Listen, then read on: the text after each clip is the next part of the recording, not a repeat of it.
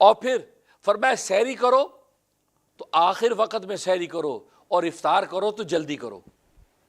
اب جب سحری تم آخر وقت میں کرو گے،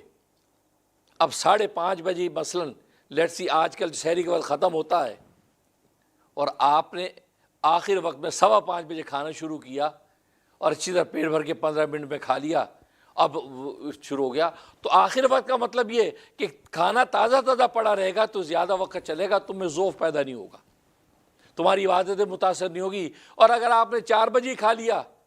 تو 1.5 گھنٹے کے اندر کافی تک ہضم ہو چکا ہوگا، اور پھر روزہ جب سٹارٹ ہوگا تو آپ پر ذوف آنے کا اندیشہ ہے۔ تو یہ وجہ تھی کہ آپ کو کہا کہ آخر وقت میں سحری کرو اور افطار میں جلدی کرو۔ جیسے افطار کا وقت غروب شمس ہو گیا اب افطار کرو۔ جیسے بخاری کی حدیث ہے، نبی کریم صلی اللہ علیہ وسلم فرماتے ہیں کہ میری امت اس وقت تک خیر پر قائم رہے گی جب تک کہ افطاریاں جلدی کیا کرے گی، افطار میں جلدی کرے گی اس وقت تک یہ خیر اور کامیابی کے راستے پر ہے۔ اور ایک حدیث میں فرمایا اللہ تبارک و تعالیٰ کو محبوب ہے وہ لوگ جو جلدی افطار کرتے ہیں۔ جب وقت ہو گیا، غروب شمس ہو گیا، بس اب اس کے اندر احتیاطاً ٹائم بڑھانے کی ضرورت نہیں۔ یہ غلطی بھی آج کل ہماری بہت سی مسجدوں میں ہونے لگی ہے، ٹائم ہو گیا، ہاں جی کتنے بج گئے، یہ 7:16 ہو گئے، 7:16 پہ روزہ افطار ہے، اچھا ہو گیا ٹائم، ہاں جی چلو بسم اللہ، جی یار 2 منٹ اور ٹھہر جاؤ بھائی، کیا آفت ہے، 16 گھنٹے آپ نے صبر کر لیا، ذرا ٹھہر جاؤ، اب ساری مسجد بیٹھی، ہاں جی بھائی یار تھوڑے سے احتیاط کر لیں، کوئی بات نہیں،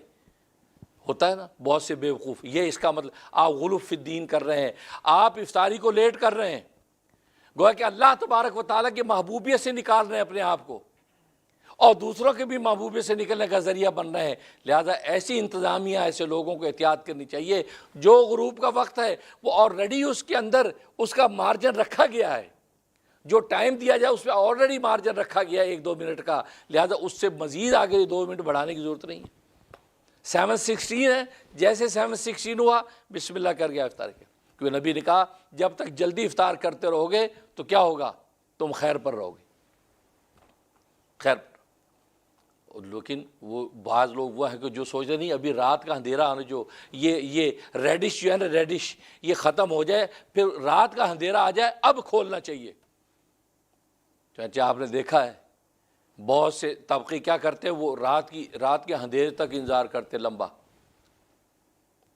چنانچہ شیعہ روافظ کے اندر یہی ہے، شیعہ روافظ بہت دیر سے یہاں تک کہ رات کا اندھیرا فیل ہونے تک اب کھولتے ہیں، وہ سمجھتے ہیں ہم بہت قرآن پہ عمل کر رہے ہیں، نہیں، آپ دھوکے میں ہیں، آپ دھوکے میں ہیں، کیونکہ نبی کریم صلی اللہ علیہ وسلم کا ارشاد ہے غروب شمس ہو گیا،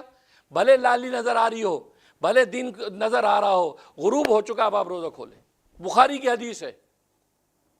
سفر میں آپ صلی اللہ علیہ وسلم جا رہے ہیں، آپ نے دیکھا غروب ہو گیا، آپ نے بلال کو کہا بلال ستو گھول کے دو، روکو اور سواریاں افطار کرو، کہا کہ یا رسول اللہ ابھی تو دن کا سویرا نظر آ رہا ہے، ابھی تو ٹائم ہے۔ آپ نے پھر دہرایا بھی ستو گھول کے دو، جلدی سے روکو افطار کرو،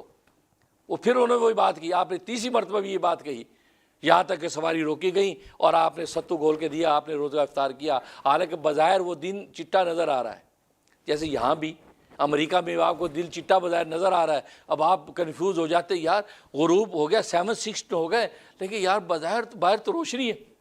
آپ اس سے کنفیوز نہ ہو۔ بلال حبشی بھی اس سے کنفیوز ہوئے، بخاری کی حدیث ہے، لیکن نبی پاک فرمایا نہیں، اس سے کنفیوز نہ ہو، رات ادھر کھڑی ہے اور غروب شمس ہو چکا ہے، لہذا وقت افطار آ گیا، اور جب تک